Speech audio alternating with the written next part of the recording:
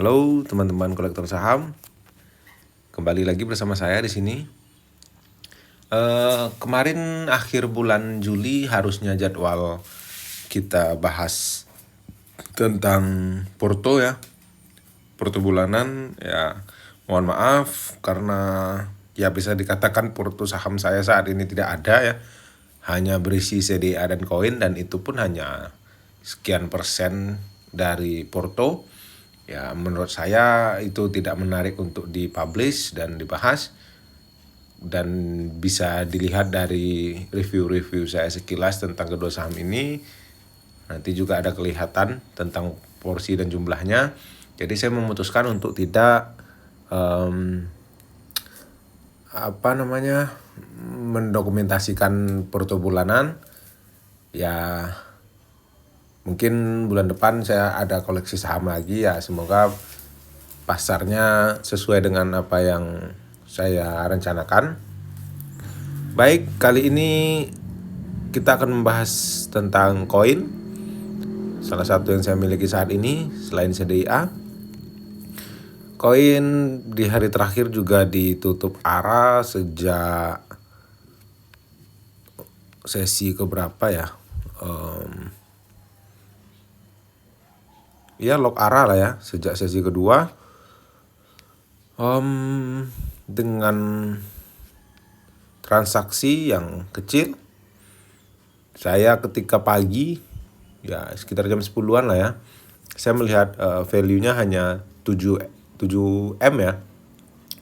Wah, ini menarik nih, saya bilang kan, karena hari sebelumnya mayoritas retail itu menjual kepemilikannya dan ditampung oleh broker-broker big money. Itu juga sangat mendukung. Dan sekali lagi, ini bukan tidak bisa diprediksi, tapi ini hanyalah tentang psikologi di market, bukanlah tentang fundamental, bukan juga tentang teknikal, menurut saya ya. Lalu dengan net sell asing ya sangat oke, sangat bagus sejauh ini. Mari kita lihat Broksum di penutupan hari Jumat. Ya, CP kembali mengutin barang. Sepertinya CDIA dan koin memiliki pergerakan yang sama, juga dengan broker-broker yang hampir serupa. Ya, kita juga tidak bisa memastikan bahwa orang-orang di baliknya juga sama ya. Intinya kemungkinannya pergerakannya sama itu hanya kebetulan. Lalu broker-broker yang digunakan juga sama kebetulan ya, gitu aja ya, supaya kita nggak terlalu mikirin. Nah, di sini kebalikan dengan CDA, hanya di top sellernya, dimana di sini MG itu jual barang. Ya walaupun kecil lah ya, ini mungkin juga hanya pancingan, hanya sekitar 3M dengan AVG di 800 penjualannya, 47.000 lot. Lalu XL, XC ya seperti yang kita bayangkan dan seperti yang kita inginkan ya. Tapi kita perhatikan XL dan XC buangannya tidak sebesar kemarin. Ya mungkin barangnya sudah mulai habis ya. Saya juga kemarin itu hari Jumat semangat sekali karena saya hampir seharian ya memperhatikan running trade. Itu angka 9 aja semuanya yang keluar ya, yang sell ya. Jadi itu wah, ini retail kayaknya capek nih nunggu koin dan mulai dak-dikduk, jadi banyak memutuskan untuk sell. Ya itu bagus ya. Jadi ketika barang kering, barang kebanyakan di big money atau bandar, psikologinya tentu bandar akan markup harga untuk memancing para retail membeli. Karena harga terus naik ya, siapa yang tidak tergiur ya. Jadi disitulah nanti ketika retail mulai FOMO, banyak yang membeli, disitulah bandar merealisasikan keuntungannya.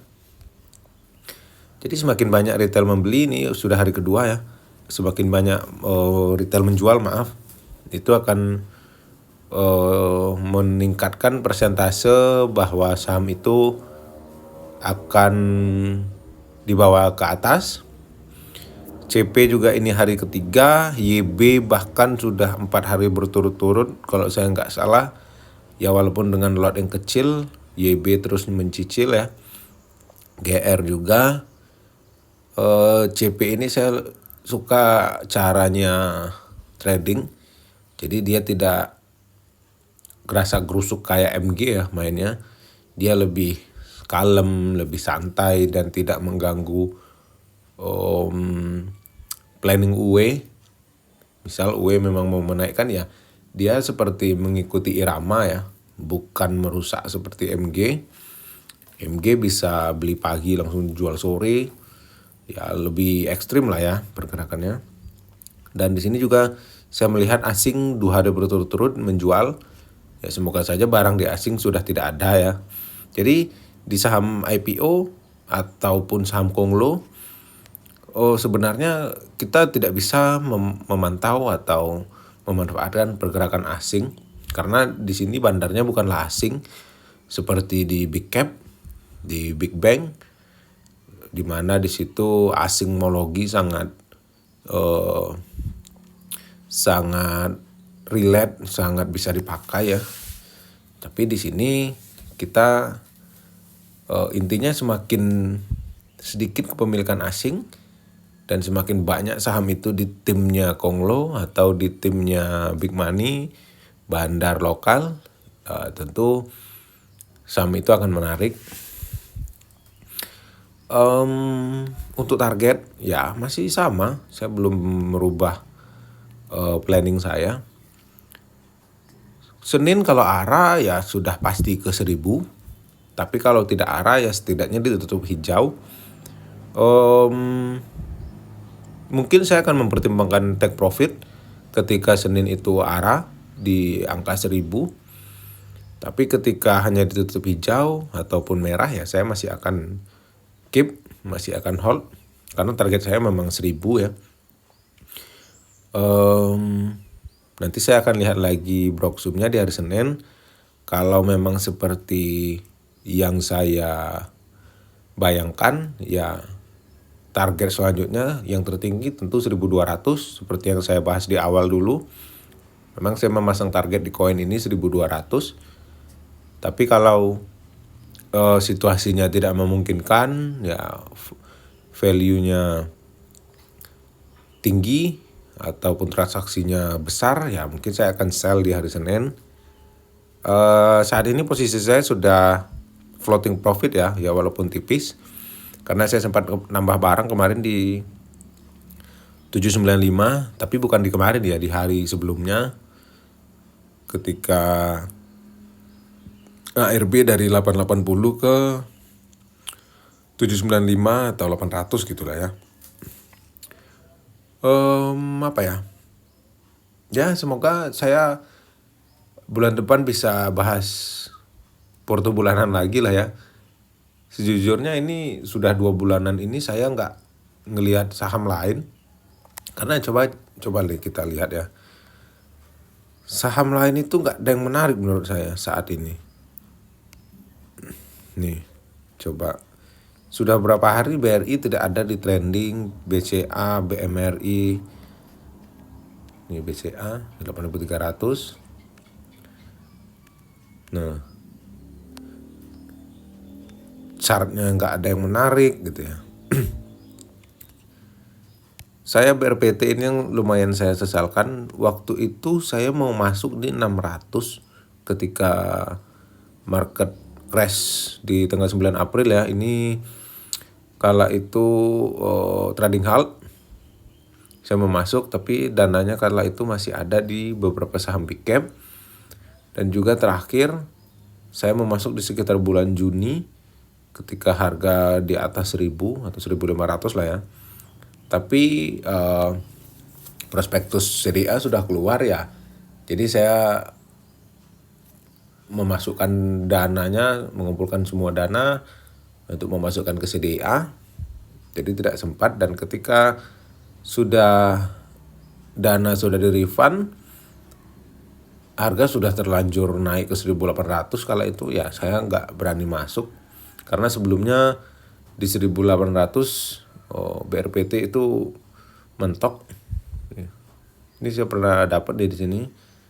Juga TP sempat dipucuk di sekitar 1.800 juga. Ya udahlah ya, udah lewat. Dan untuk kedepannya saya masih pegang 2 saham ini. Dan mungkin pantaunya saham-saham Konglo yang fundamentalnya sedikit oke lah. Atau hanya swing-swing tipis seperti BRMS kemarin saya sempat pantau. Tapi saya nggak dapat barang. Saya menunggu di MA50 kemarin ya, nggak dapat. Ya saya sangat terbuka ya tipenya, bukan menamai diri saya teknikal atau saya fundamentalis ataupun saya bandarmologi, ya enggak ya. Saya menggunakan metode yang tepat untuk saham yang pas gitu ya. Seperti ketika saya menggunakan brand, tentu saya tidak akan menggunakan fundamental. Lalu ketika saya membeli Adaro ataupun ADMR, saya tentu menggunakan fundamental dan juga sedikit teknikal gitu. Ya semua harus disesuaikan ya. Di saham kita nggak bisa menjadi seorang idealis karena tentu kita akan remuk. Tentu kita akan, ya setidaknya kita tidak akan berkembang, tidak akan bertumbuh portonya. Ibarat orang main judi bola ya nggak perlu harus pakai fanatisme satu klub. Itu bukanlah bagian dari rencana ya. Itu bisa hancur.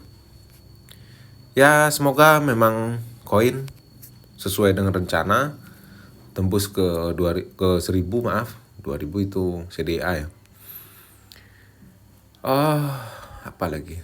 Udah ya, sebenarnya yang bisa kita bahas hanya order book dan transaksi ya, tentang itu aja ya. Oke, terima kasih teman-teman yang sudah menonton. Semoga nggak bosan ya. Pembahasan saya hanya CDA koin ya dalam sebulan ini. Nanti mungkin akan saya selingi dengan intermezzo. Sampai bertemu di video selanjutnya. Terima kasih sudah menonton.